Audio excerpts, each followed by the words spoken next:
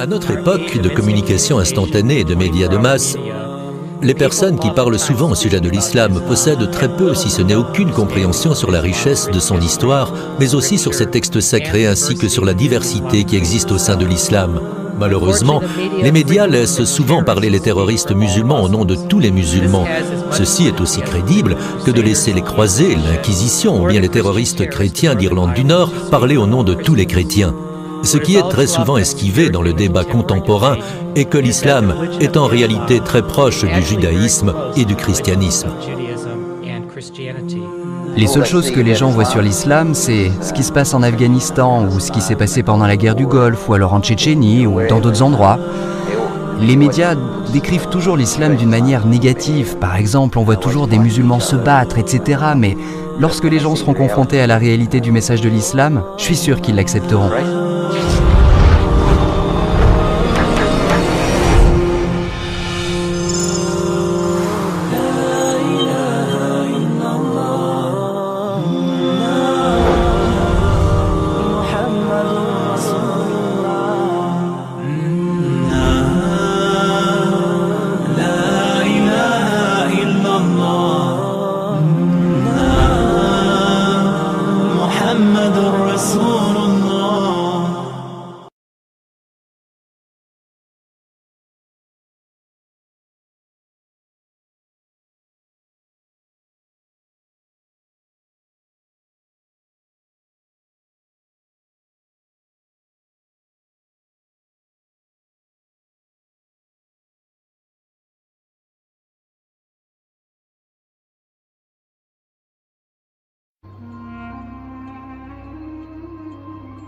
Voici l'histoire de l'émergence du monde moderne telle qu'elle n'a encore jamais été racontée.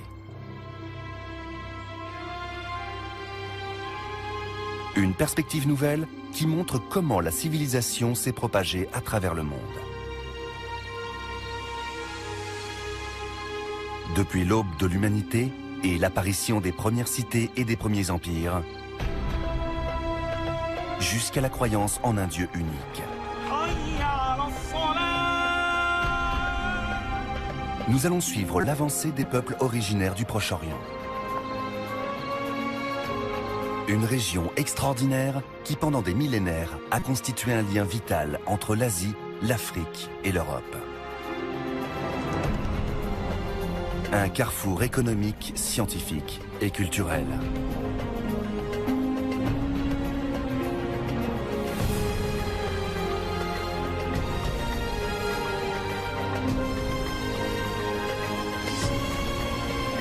Accompagnez-nous dans cette odyssée fabuleuse. De l'Orient à l'Occident.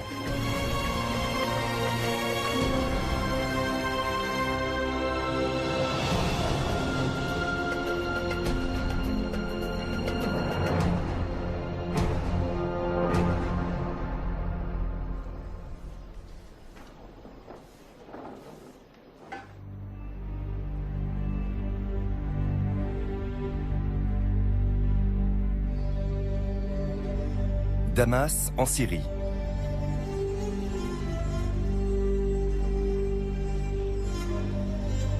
Dans la grande mosquée des Omeyyades, c'est l'heure de l'appel à la prière.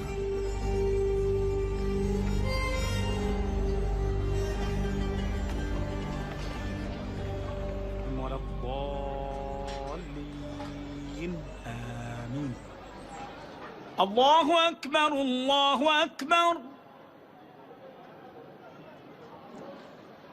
Allahu Akbar, Allahu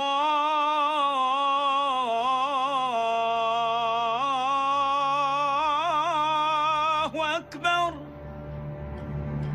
Ce rituel immuable se répète 5 fois par jour depuis 1300 ans.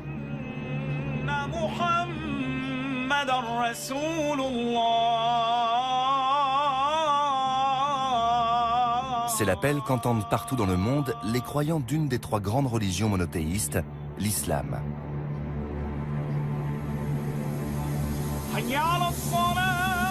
Il témoigne de la force inaltérable du message spirituel du prophète Mahomet.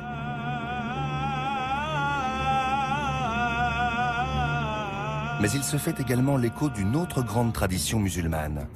La volonté de découvrir et d'expliquer rationnellement le monde. La passion pour la science.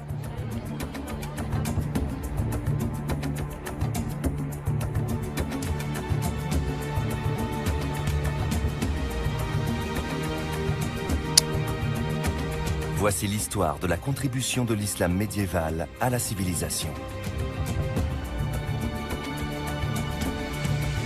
Alors que l'Europe traversait sa période la plus sombre, les musulmans ont rassemblé toutes les connaissances alors disponibles, créé de grands centres d'enseignement et jeté les bases de la science moderne. C'est la découverte de l'immense savoir accumulé au cours de l'âge d'or islamique qui permit à l'Occident d'entamer la révolution que nous appelons la Renaissance.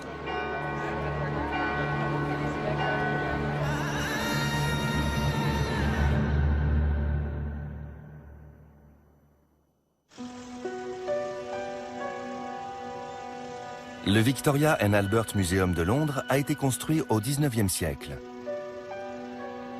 L'Europe était alors à l'apogée de sa domination coloniale.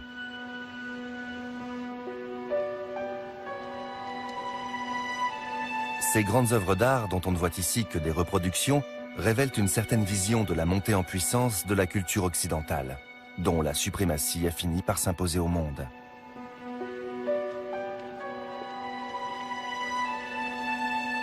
Elle reflète chaque étape de l'avancée de cette civilisation, dont l'approche rationnelle et humaniste est née et s'est développée dans l'Antiquité avant de s'éteindre.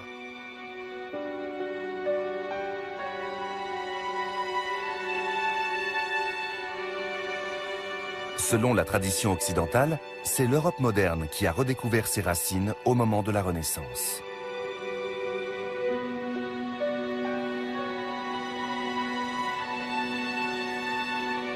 Une des plus grandes œuvres d'art de l'époque est parfaitement révélatrice de cette interprétation de l'histoire. Cette fresque réalisée par Raphaël pour le Vatican est tout à fait emblématique de ce que les Européens pensaient de la Renaissance. Elle s'intitule « L'école d'Athènes » et on y voit les grands philosophes discutant du sens de la vie. D'importantes personnalités de l'époque se sont glissées dans la peau de leurs ancêtres grecs. Raphaël a pris les traits du peintre Apelle.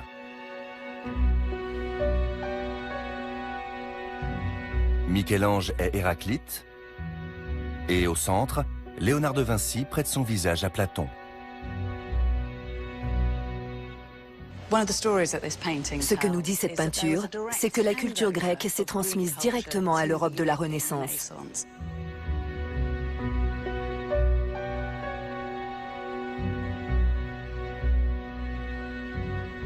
L'œuvre de Raphaël rend hommage à la créativité intellectuelle qui, durant 1000 ans, a été le sceau de la Grèce et de la Rome antique. 10 siècles avant la naissance du peintre italien, les barbares venus du Nord ont brutalement mis fin à la gloire de Rome et avec elle, à la culture classique. Anéanti par la violence des invasions, l'ouest de l'Europe a sombré dans les ténèbres.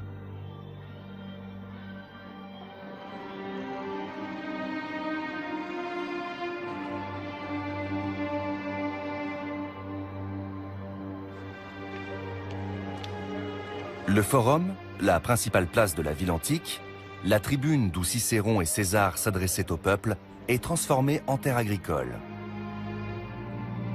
Au XVe siècle, on l'appelait simplement le Campo Vaccino, le pâturage pour vaches.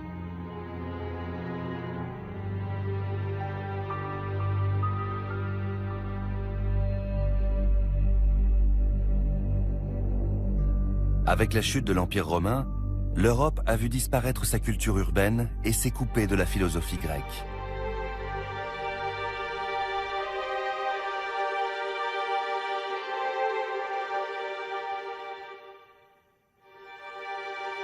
Cette fresque illustre précisément le désir des contemporains de Raphaël de retrouver cette richesse perdue.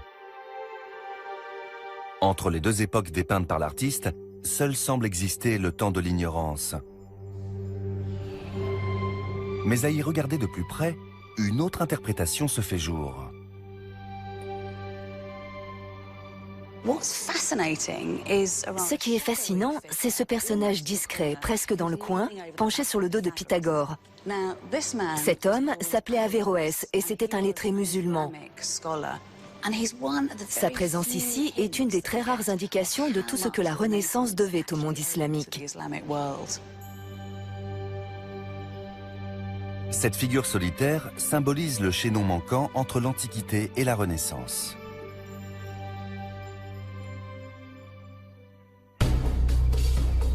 Après la chute de l'Empire romain, qui n'a représenté qu'une parenthèse dans sa longue histoire, le Proche-Orient a échappé aux ténèbres en se soumettant à une puissance nouvelle et dynamique, née dans le désert d'Arabie.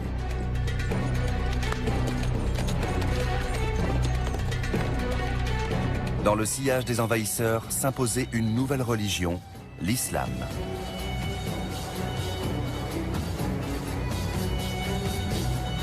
En une centaine d'années, les califes de Damas se sont rendus maîtres d'un empire plus vaste que celui de Rome. Au 8e siècle, le monde islamique s'étendait de l'Inde à la péninsule ibérique. Et contrairement aux tribus qui ont déferlé sur l'ouest de l'Europe, ces nouveaux occupants ne manquaient pas de raffinement.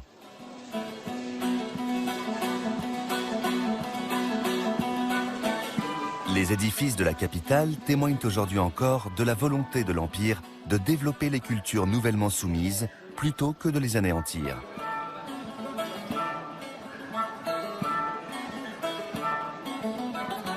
C'est en 706 qu'ont débuté les travaux de construction de la première grande mosquée de l'histoire de l'islam.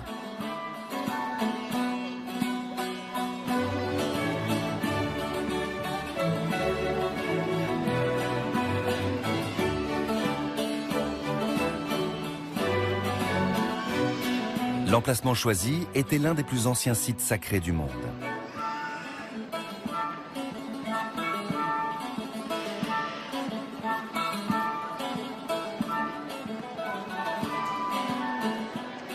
Il y a 3000 ans, c'est ici qu'on sacrifiait des victimes en offrande à Hadad, le Dieu Tout-Puissant.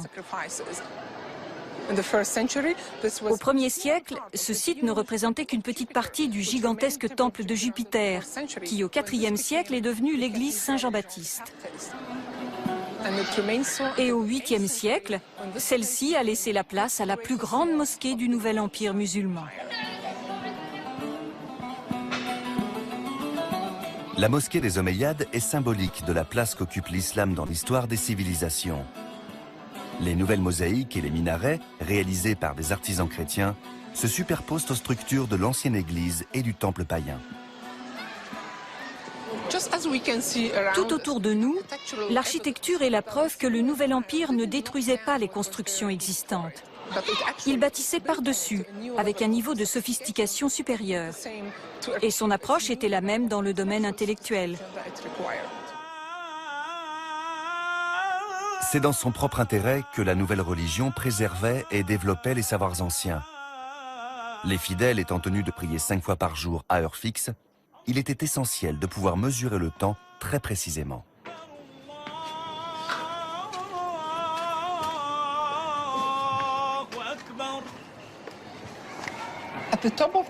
On est au sommet du minaret de la grande mosquée.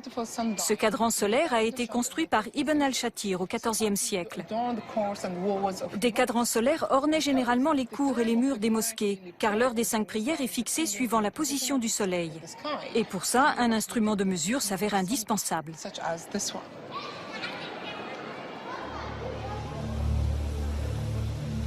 Ce cadran remplit 3 fonctions.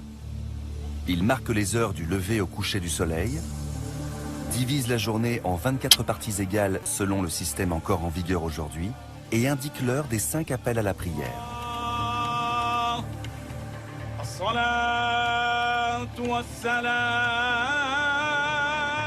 Les croyants doivent par ailleurs connaître leur position exacte sur la planète.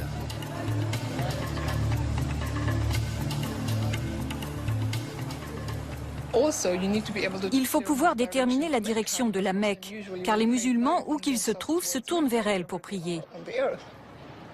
Il est donc nécessaire de mesurer le temps et aussi de calculer sa position sur la planète en fonction des mouvements du Soleil, des planètes et de la Lune.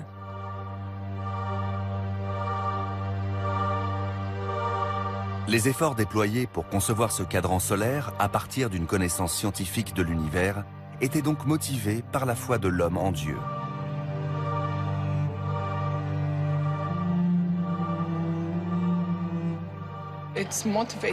Les rituels religieux et la nécessité de mesurer le temps étaient déterminants, mais la curiosité intellectuelle l'était tout autant. De nombreux versets du Coran appellent le fidèle à regarder le ciel et à utiliser la raison pour méditer sur le pourquoi de la création, des mouvements précis des corps célestes, des irrégularités, de la symétrie. L'homme est censé réfléchir et comprendre par lui-même ce qui l'entoure.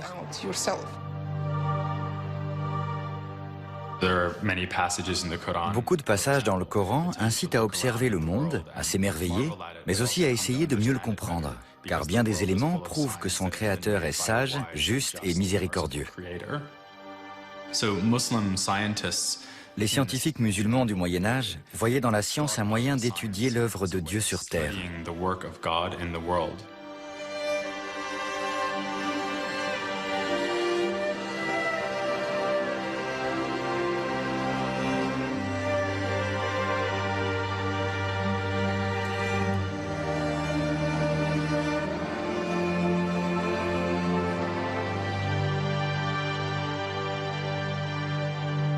Deux siècles après la chute de Rome, ces nouveaux partisans de la démarche rationnelle allaient remettre au goût du jour la philosophie classique tombée en désuétude.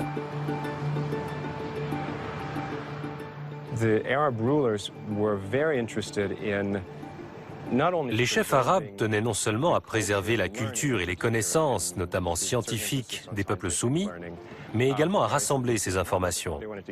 Et les premiers à le faire ont été les Abbassides, à Bagdad.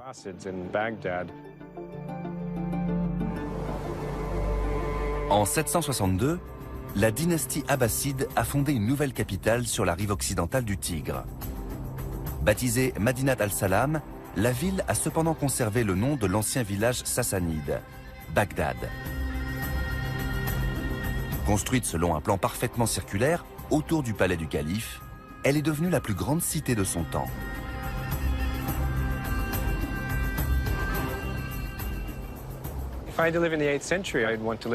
Si on était au 8e siècle, c'est à Bagdad que j'aimerais vivre. C'était la ville la plus fascinante de son époque. C'est là que tout se passait. Elle était le centre de l'empire le plus puissant de la planète. Des quantités colossales d'argent étaient consacrées à la culture, au savoir, à la construction d'une ville nouvelle. Ça devait être absolument passionnant. Seuls subsistent aujourd'hui certains monuments.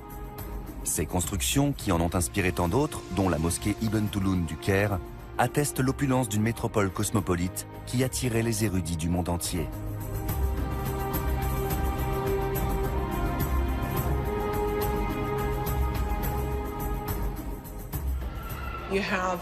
Musulmans, chrétiens, juifs, sabéens, tous travaillaient ensemble. Différentes écoles de pensée collaboraient dans une atmosphère de liberté intellectuelle qui favorisait l'émergence d'idées nouvelles. Dans leur désir de rivaliser avec les grands empires du passé, les califes abbassides et leurs courtisans faisaient venir des savants des quatre coins du monde.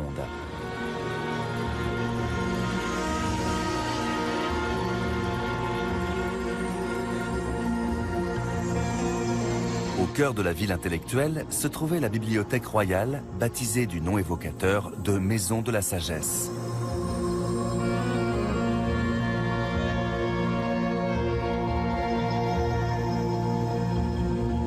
L'édifice a depuis longtemps disparu. Heureusement, des preuves de son existence subsistent, à près de 5000 km de là, dans la ville d'Oxford, en Angleterre.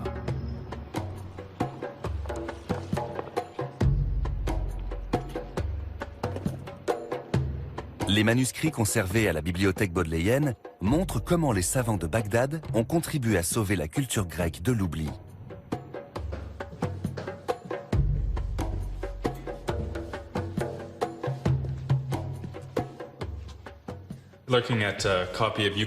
Cet ouvrage est une copie des Éléments d'Euclide, un des ouvrages les plus révolutionnaires de l'histoire des mathématiques. Il a été rédigé à l'époque d'Aristote et de Platon. On y trouve quantité de diagrammes, bien sûr, puisqu'il traite de géométrie. Pour les autres savants grecs, et même encore aujourd'hui, les éléments constituent une sorte de modèle de science, car ils définissent des principes premiers sur lesquels s'appuyer. L'intérêt de cet ouvrage, c'est qu'il n'est pas en grec, mais en arabe. Il s'agit d'un manuscrit du Moyen-Âge. C'est la copie d'une traduction des éléments effectuée au IXe siècle dans le cadre d'une gigantesque entreprise de traduction. De nombreux ouvrages de sciences et de philosophie grecque ont été traduits à Bagdad du temps des califes abbassides. Ces derniers ont en effet été à l'origine d'une vaste opération de recherche et de traduction systématique des œuvres des grands philosophes grecs.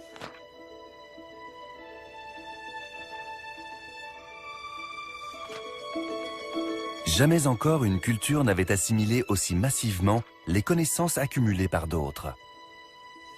Le travail de traduction, dont cet exemplaire des éléments constitue une composante essentielle, était colossal.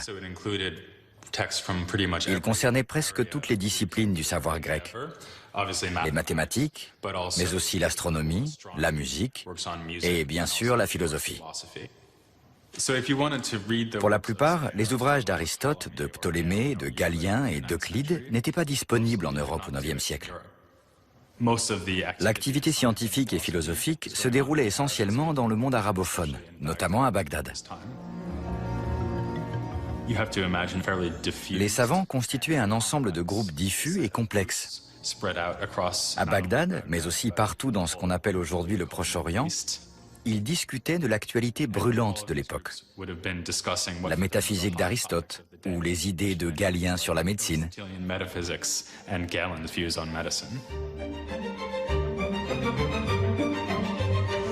Les traducteurs de la capitale de l'Empire étaient en train d'élaborer rien de moins qu'un nouveau langage de la connaissance.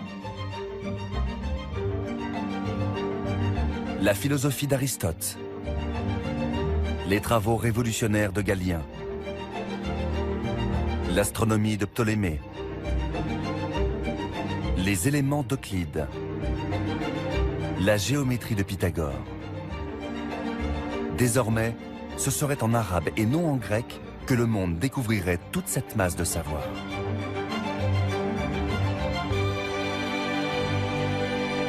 Mais ce mouvement n'était pas seulement alimenté par le patrimoine intellectuel grec.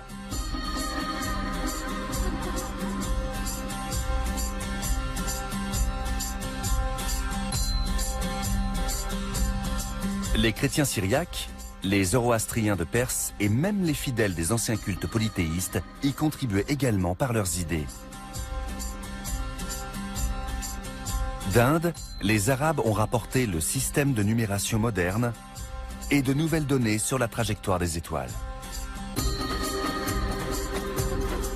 Le travail de traduction a rendu toutes ces connaissances disponibles dans une langue qui pouvait être lue et étudiée partout, du sous-continent indien à la péninsule ibérique. Avec le temps, Bagdad a fini par déléguer son autorité et de nouveaux centres de pouvoir sont apparus. Dirigés par un émir ou un calife, ces derniers ont tous rallié le nouveau courant intellectuel.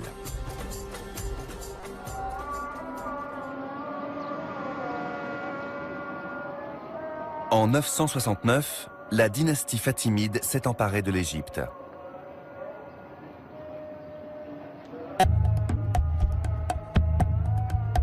En moins d'un siècle, elle a bâti une nouvelle métropole sur les rives du Nil. Le Caire est très rapidement devenu l'une des plus grandes villes du monde arabe.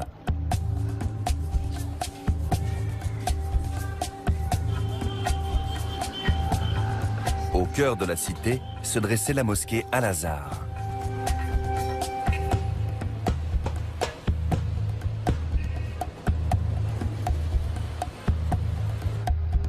Ce n'était pas seulement un lieu de culte, mais également une institution dédiée à l'éducation du peuple.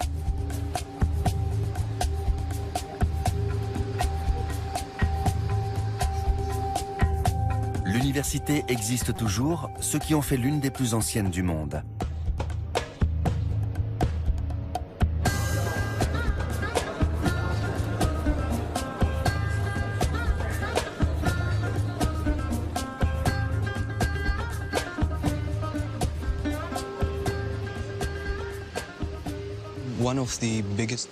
C'est une des plus grandes salles d'Al-Azhar. À l'heure de la prière, elle était remplie de fidèles. Sinon, comme ici, durant tout le Moyen-Âge, les professeurs s'asseyaient au pied des colonnes, entourés d'étudiants. Ils abordaient tel ou tel sujet, expliquaient tel ou tel texte source. Les étudiants les plus calés occupaient en général les premiers rangs. L'enseignement était ouvert à tous. N'importe qui pouvait entrer et s'asseoir pour écouter le professeur. Cette mosquée a accueilli certains des esprits les plus brillants de l'islam médiéval.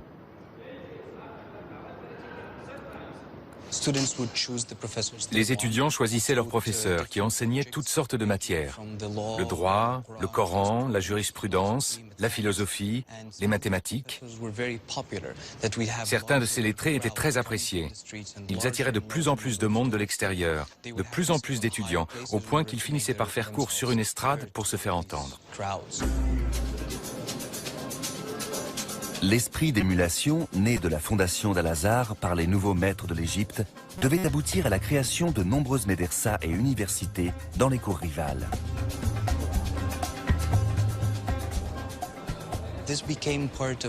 Ce mouvement s'inscrivait dans le contexte de rivalité politique qui caractérisait alors tout le Proche-Orient. Et le schéma n'a cessé de se reproduire. Dans chaque royaume, principauté ou empire nouvellement créé, les souverains, voire de riches mécènes et de grands généraux, fondaient des mosquées et des médersas. Ils accueillaient et parrainaient des érudits pour qu'ils enseignent dans leurs institutions.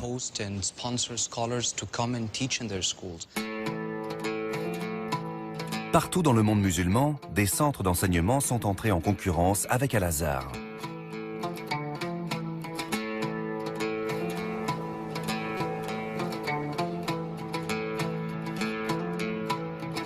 Celui d'Al-Qarawin à Fès au Maroc a été le premier à voir le jour.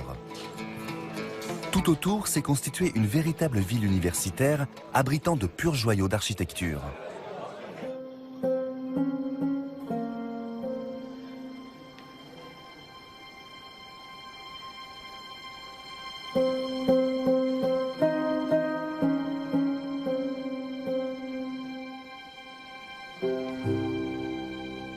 La médersa Bouinania témoigne aujourd'hui encore de la sophistication intellectuelle de l'époque.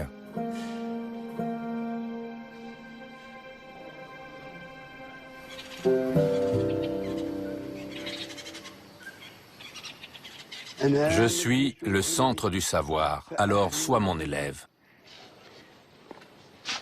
Tu seras ce que tu souhaites, respecter et cultiver. Ordonne sa construction, finance-la, défends-la et préserve-la. Sois loyal et aimable. Le bandeau fait le tour de la médersa. On le retrouve à l'intérieur de la mosquée et il se termine ici.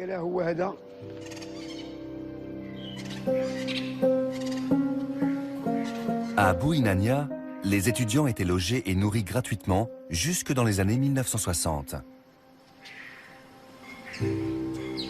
Cela faisait partie d'une approche de l'enseignement qui s'est imposée des siècles durant dans tout le monde musulman. Au Moyen-Âge, ce dernier était une gigantesque zone de libre-échange dans laquelle les érudits attachés aux différentes cours et universités débattaient toutes sortes de questions. Et les résultats ont été spectaculaires.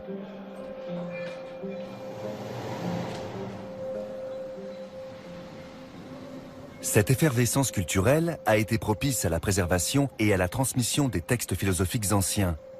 Mais pas seulement.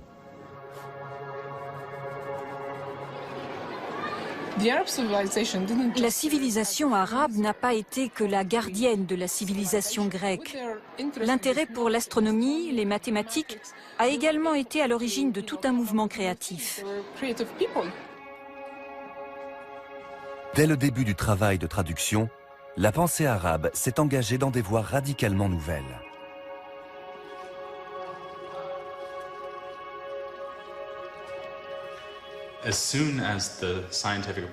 À partir du moment où les ouvrages scientifiques ont été disponibles en arabe, des savants les ont immédiatement utilisés comme base de travail pour développer leurs propres idées. Des mathématiciens ont ainsi apporté des preuves nouvelles. Des médecins ont poussé plus loin les travaux d'Hippocrate et de Galien. Et des philosophes ont développé leurs propres concepts. La philosophie arabe allait donner naissance à un genre nouveau d'intellectuels dotés d'une approche du savoir particulière. Car ces chercheurs ne restaient pas confinés dans les bibliothèques.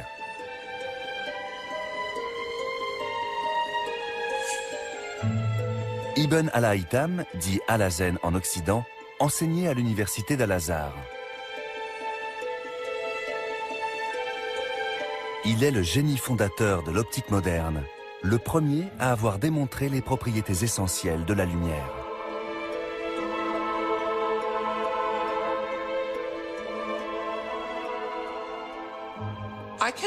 Pour ma démonstration, je vais utiliser un tube en verre. On voit que la lumière le traverse en ligne droite, ressort par l'extrémité et vient frapper l'écran ici, à cet endroit. Al-Hazen a été le premier à prouver que la lumière se propage en ligne droite. Il a également établi les lois de la réflexion.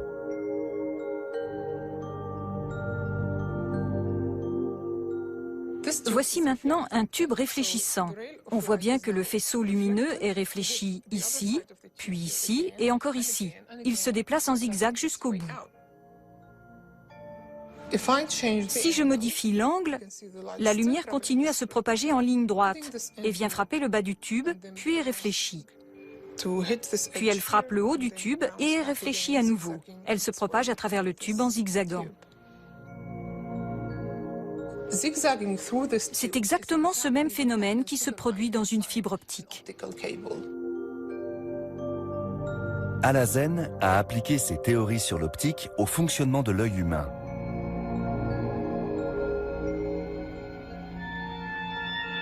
Il est l'inventeur d'un principe extraordinaire qu'il a nommé Al-Bayt al-Mutlim. C'est la chambre noire, camera obscura en latin.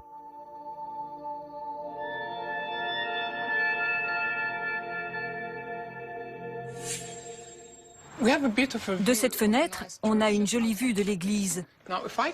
Si je ferme le store, la pièce devient une chambre noire. À travers ce petit trou dans le store, j'obtiens l'image de l'église sur cet écran transparent. Mais elle est inversée. Comme l'a démontré Al-Hazen, la lumière réfléchie par le clocher se propage en ligne droite, obliquement, passe à travers le trou et vient frapper le bas de l'écran. Quant à la lumière réfléchie par le soubassement de l'église, elle va se déplacer en ligne droite, passer à travers le trou et venir frapper le haut de l'écran. Et si je place cet œil devant le trou, je vais obtenir la même image inversée sur la rétine.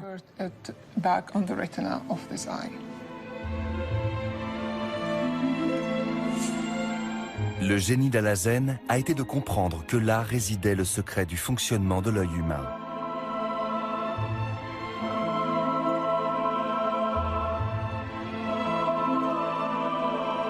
Cette découverte, il la devait à sa méthode de travail radicalement novatrice. En testant systématiquement la validité des théories par des expériences dont il publiait les résultats, Al-Hazen et ses collègues arabes ont transformé la philosophie naturelle grecque et ouvert la voie à ce que nous appelons la science.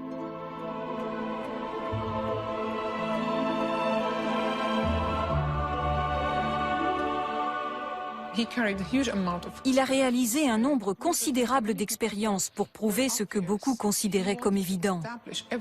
Il prouvait tout de manière expérimentale avant de passer à l'étape suivante. Cette méthode est très proche de celle des scientifiques d'aujourd'hui, ce qui fait de lui l'un des fondateurs de la science moderne. Al-Hazen a été l'un des initiateurs d'une révolution scientifique née dans les mosquées et les médersas musulmanes.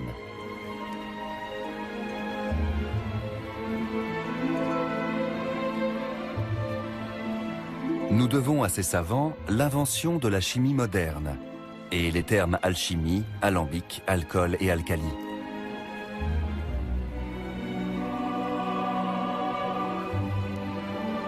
Les ouvrages de médecins, tels qu'Ibn al-Nafis et Avicenne, ont fait autorité jusqu'au XIXe siècle.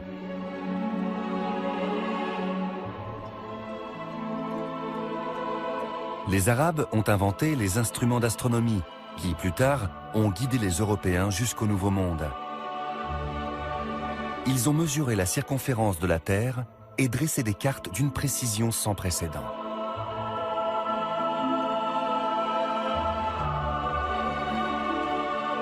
De l'Inde à la péninsule ibérique, se développait un climat propice à la créativité et à l'émergence d'idées nouvelles. Ce n'était qu'une question de temps avant que le reste de l'Europe ait vent d'une telle effervescence.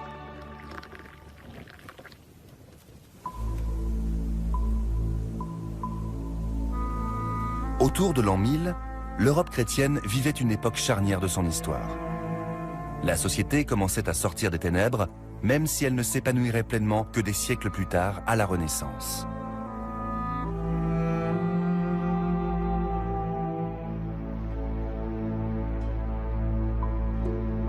La vie intellectuelle des lettrés, cloîtrés dans leur monastère, était pour le moins encore très limitée.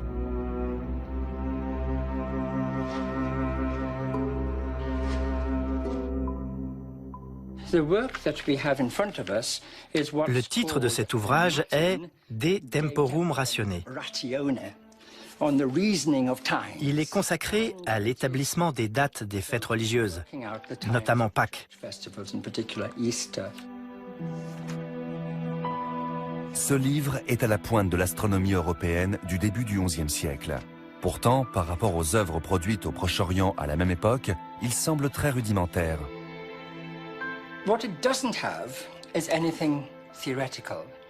Cet ouvrage n'a rien d'un traité d'astronomie théorique. On n'y parle pas de la trajectoire du Soleil et de la Lune dans le ciel, ni des planètes, ni des étoiles fixes. Alors que les érudits musulmans puisaient à l'envi dans de fabuleuses bibliothèques, leurs collègues européens disposaient d'un nombre de volumes dérisoire.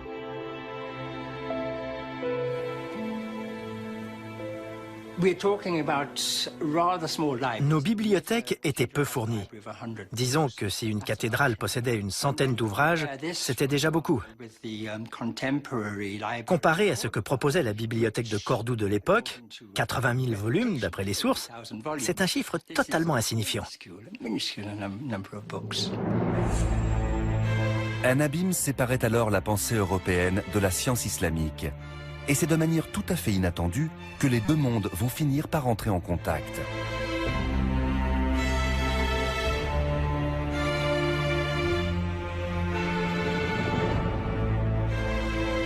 En 1095, les chevaliers chrétiens se sont lancés dans leur première croisade contre l'islam.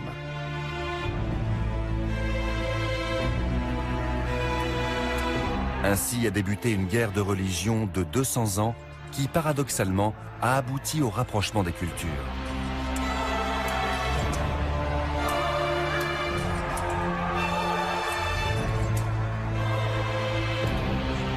Les guerriers et les moines emmenaient dans leur sillage des pèlerins que ne motivait pas seulement la foi. Il semble que d'autres gens se joignaient aux croisés. Des gens qui étaient fascinés par les nouvelles perspectives intellectuelles qui s'offraient à eux. Les savants chrétiens revenaient des croisades émerveillés par ce qu'ils avaient pu découvrir de la science arabe. Pourtant, c'est moins en Terre Sainte que dans le sud de l'Europe que ces premiers contacts allaient conduire à un échange ininterrompu d'idées. Les croisés voulaient reconquérir non seulement Jérusalem, mais aussi la Sicile et la péninsule ibérique.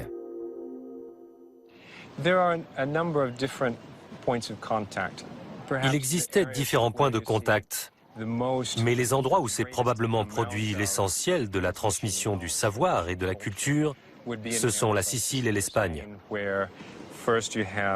Ces régions ont été musulmanes avant de tomber aux mains de souverains chrétiens. Et ce que les peuples conquis ont laissé derrière eux a été en grande partie absorbé.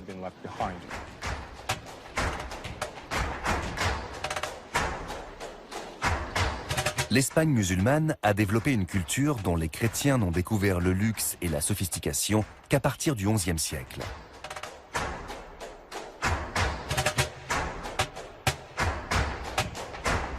Ces palais célèbrent le raffinement de la pensée islamique, et on peut y lire à livre ouvert.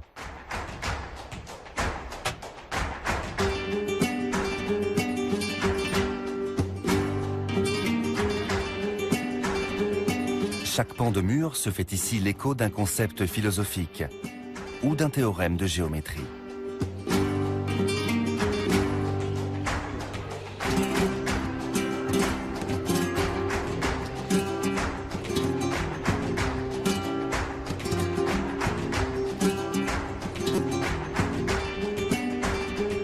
Mais un jour, le vent a tourné et toute cette culture a été balayée.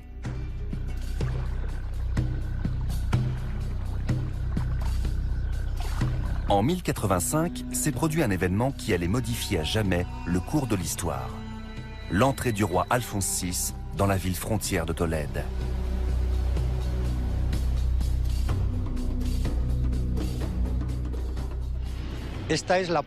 Voici la vieille porte de Bisagra, qu'on appelle aussi la porte d'Alphonse VI. Selon la tradition, le roi de Castille et de Léon, qui a conquis Tolède, est entré dans la ville par ici.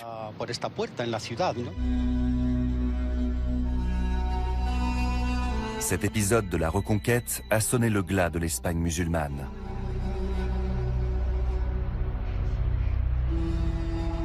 Mais il a également été le point de départ du renouveau intellectuel de l'Europe chrétienne. À Tolède, les nouveaux occupants ont découvert un nombre de livres stupéfiants.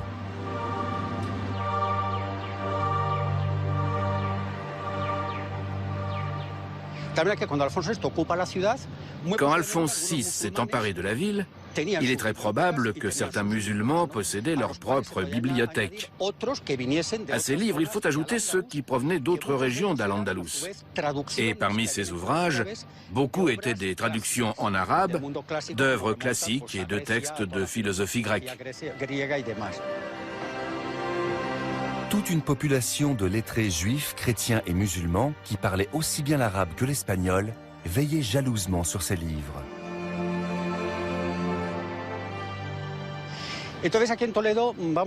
Tolède présentait ce double avantage. D'un côté, on y trouvait des livres, et de l'autre, des gens capables de les lire et surtout de les traduire.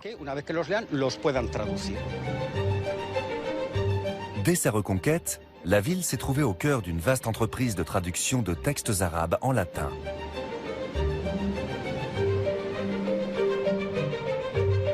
Frustrés par les limites de la vie intellectuelle européenne et désireux d'étudier par eux-mêmes les œuvres célèbres des érudits arabes, les savants ont afflué de tout le continent. Daniel de Morlaix, qui connaît très bien les travaux d'Adalar, raconte qu'il est allé à Paris et qu'il y a trouvé les lettrés extrêmement ennuyeux. Tout ce qu'ils font, c'est s'asseoir devant de gigantesques manuscrits et écrire des annotations dans la marge. C'était, semble-t-il, des livres de droit. Il nous dit aussi « Je suis allé à Tolède parce que j'ai entendu dire qu'on y étudiait le quadrivium, les mathématiques, l'astronomie, l'arithmétique, et je n'ai pas été déçu. » Il était manifestement très enthousiaste. Il a raconté son séjour à Tolède. Et dans son livre, il dit que les Arabes étaient nettement plus clairs dans leurs explications que les Latins.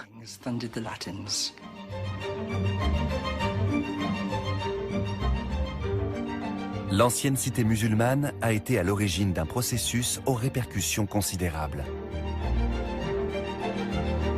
Grâce à ses traducteurs, les travaux longtemps oubliés des philosophes grecs et les chefs-d'œuvre de la science arabe ont pu commencer à s'imposer en Occident.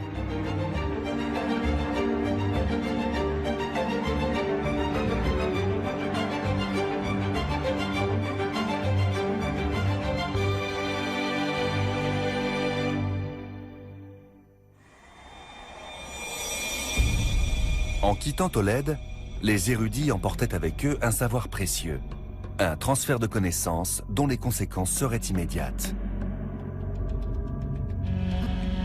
C'est toute une société à peine sortie des ténèbres qui a pu ainsi entamer un prodigieux développement culturel.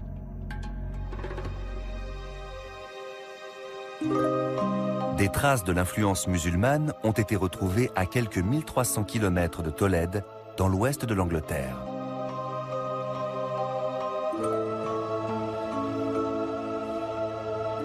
Dans la cathédrale de Salisbury, des symboles ont été découverts. S'ils nous sont familiers aujourd'hui, dans l'Europe du XIIIe siècle, ils constituaient un apport extrêmement novateur.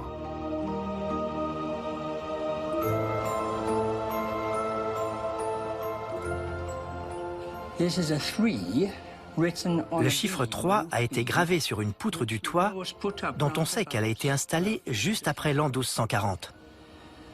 À notre connaissance, c'est la première fois qu'un chiffre hindou-arabe a été utilisé dans une construction.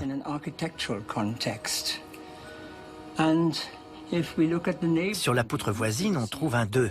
Et sur la poutre suivante, un 4. De l'autre côté aussi, on a les chiffres 1, 2, 3 et 4, chacun suivi de la lettre N pour indiquer le nord. Ces chiffres ont été gravés par les charpentiers pour signaler l'ordre dans lequel il fallait poser les poutres.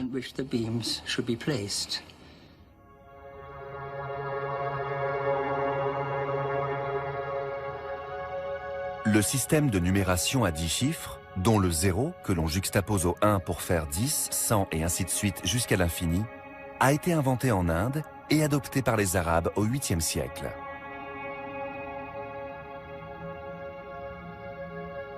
Très vite, les Européens ont été conquis par la souplesse et la facilité d'utilisation d'un tel système. Les gens ont découvert les chiffres hindou-arabes et leur potentiel, le fait que leur position conditionne leur valeur, qu'un caractère égale un chiffre. C'est normal qu'ils aient substitué ce système à la numération romaine, qui est très lourde, et où il faut jusqu'à 3 ou 4 traits pour faire un chiffre. La numération indienne, qui ne représente qu'une minuscule fraction du savoir introduit à l'époque en Europe, a rendu possible la construction de cathédrales d'une taille et d'une magnificence encore jamais atteintes.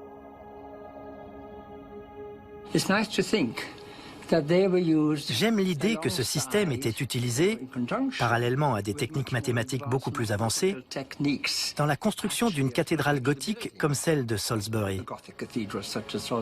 Et n'oublions pas qu'elle-même a été bâtie selon des théories mathématiques bien plus rigoureuses que celles mises en œuvre dans les églises plus anciennes.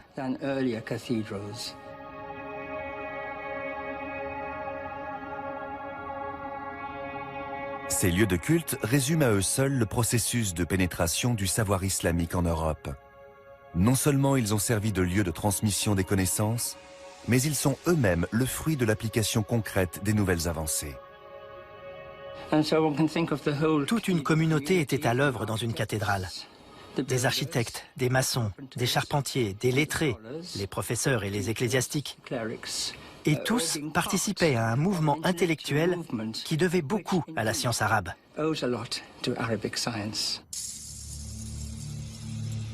La nouvelle pensée scientifique s'est peu à peu infiltrée dans les centres européens d'enseignement religieux. Ce faisant, elle a mené à leur transformation.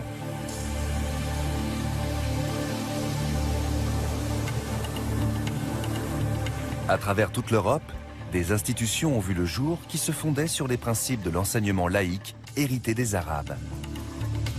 Les universités étaient nées.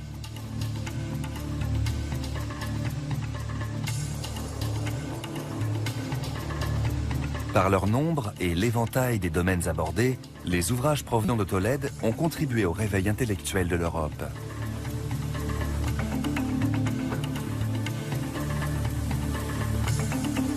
Et parmi eux, ce sont les traductions des écrits d'Aristote, dont les originaux étaient perdus depuis longtemps, qui ont eu la plus grande influence.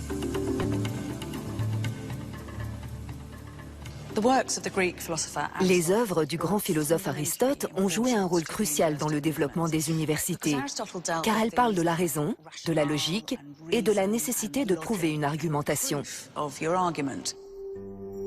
L'adoption de ces concepts allait conduire à la transformation de la pensée européenne, qui se fonderait désormais sur une démarche rationnelle de l'explication du monde. Mais pour comprendre les travaux d'Aristote, les Européens ont dû faire appel à ceux qui les connaissaient déjà. Le problème avec Aristote, c'est que ses écrits sont extrêmement complexes et qu'on a souvent besoin d'aide pour les interpréter. Ce sont les travaux du philosophe Ibn Rushd, connu en Occident sous le nom d'Averroès, qui ont permis aux Européens de surmonter les écueils de la pensée aristotélicienne.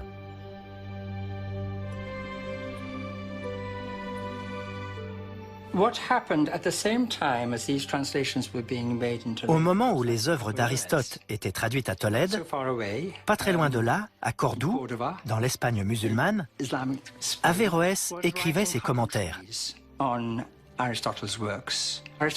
Aristote avait la réputation d'être difficile à comprendre, très laconique, succinct. Ses écrits requéraient une interprétation. Or, Averroès comprenait Aristote mieux que quiconque. Dans toutes les universités européennes de la Renaissance, les étudiants avaient les œuvres d'Aristote dans une main et les commentaires d'Averroès dans l'autre. D'ailleurs, on appelait souvent Averroès le commentateur. Le philosophe cordouan n'était que le plus illustre des nombreux penseurs vers lesquels se sont tournés les Européens pour comprendre les sciences arabes.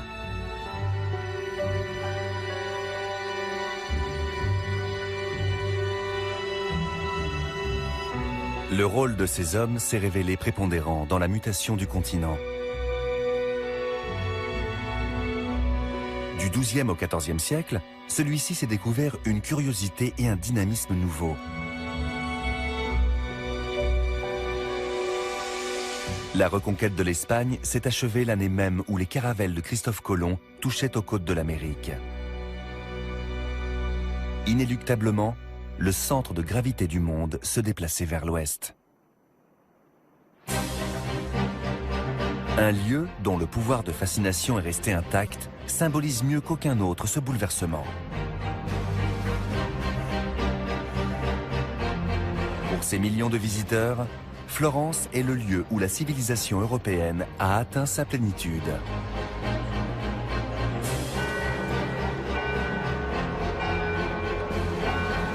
Elle est la ville de Dante et de Pétrarque, de Léonard de Vinci et de Machiavel, celle où l'émergence d'idées nouvelles a permis à l'Europe de sortir du Moyen-Âge.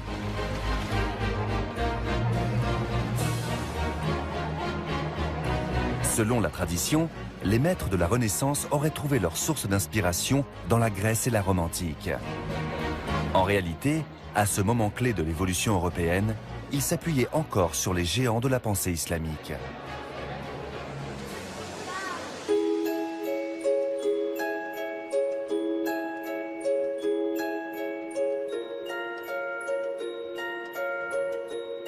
Ils leur sont même redevables de la plus grande découverte scientifique de l'époque.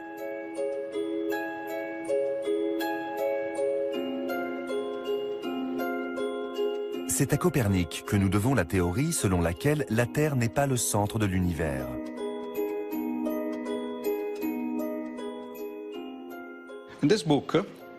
Dans ce livre, Copernic nous dit que le Soleil est au centre et que toutes les planètes, sauf la Lune, sont en orbite autour du Soleil. Cette théorie est illustrée par un schéma qui explique pourquoi la trajectoire des planètes semble parfois correspondre non pas à des cercles, mais à des lignes droites. Nous avons ici un premier cercle, puis un deuxième, dont le centre suit la circonférence du premier. Quant à la planète, elle suit la circonférence du deuxième cercle. La combinaison de ces mouvements circulaires traduit un mouvement rectiligne le long de ce diamètre. Ce diagramme explique une simple illusion d'optique. Un cercle se déplaçant à l'intérieur d'un autre cercle semble se mouvoir le long d'une ligne droite. D'après Copernic, c'est ce que nous voyons lorsque nous observons les planètes.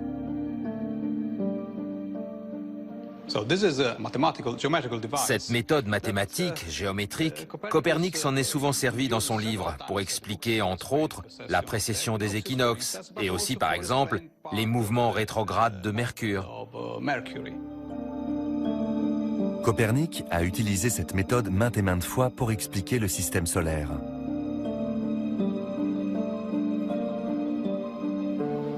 Or, le concepteur de ce modèle fondamental, ce n'est pas lui, mais un savant musulman.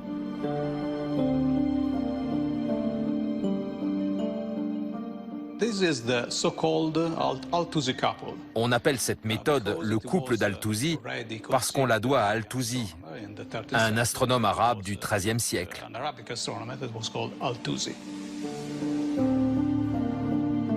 Al-Touzi travaillait en Iran. Si l'on compare son schéma à celui de Copernic, sa contribution à la science européenne saute aux yeux.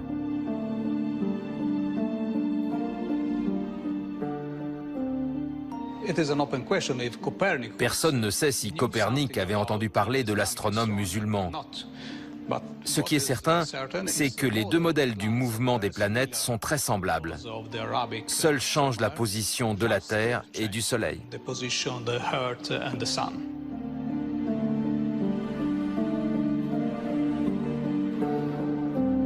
La découverte de Copernic est révélatrice de tout ce que notre connaissance moderne des astres doit à des siècles de recherche scientifique islamique. Et l'astronomie ne constitue que l'un des très nombreux apports de la pensée arabe à la Renaissance. Les musulmans ont contribué à l'essor européen non seulement par leurs connaissances scientifiques, mais aussi par leur approche philosophique de la recherche. Parce qu'elle contredisait les enseignements de l'Église, qui affirmait que la Terre était le centre de l'univers, la théorie copernicienne a immédiatement suscité la controverse. Et le débat passionné allait conduire à une conception profane et rationnelle de la connaissance dont l'Occident se croyait l'auteur. Là encore, il se trompait.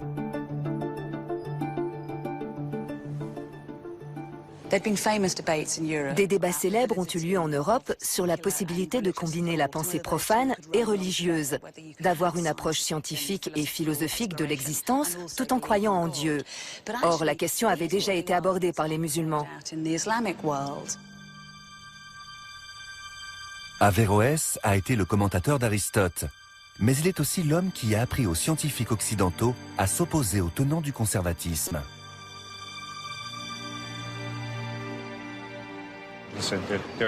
Deux voies, selon lui, menaient à la connaissance, la pensée rationnelle et la révélation divine. Les autorités musulmanes lui ont opposé une certaine résistance. La ligne de défense d'Averroès a été reprise par les chercheurs des premières universités européennes pour justifier l'étude de la philosophie naturelle.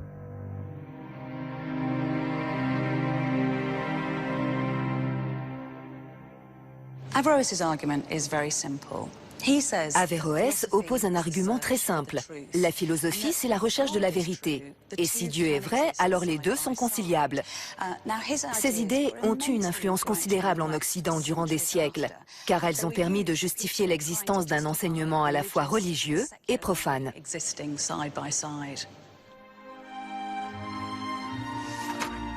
Les Européens du Moyen-Âge ont découvert chez les philosophes musulmans une approche qui façonne encore la pensée moderne. Il est possible d'expliquer l'univers par la raison, sans pour autant porter atteinte à la religion.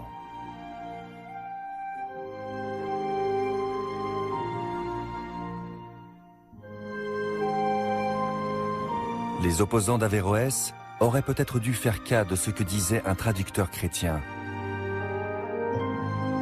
Bien sûr que Dieu régit l'univers, mais comme nous l'apprennent les Arabes, nous pouvons et nous devons étudier le monde naturel.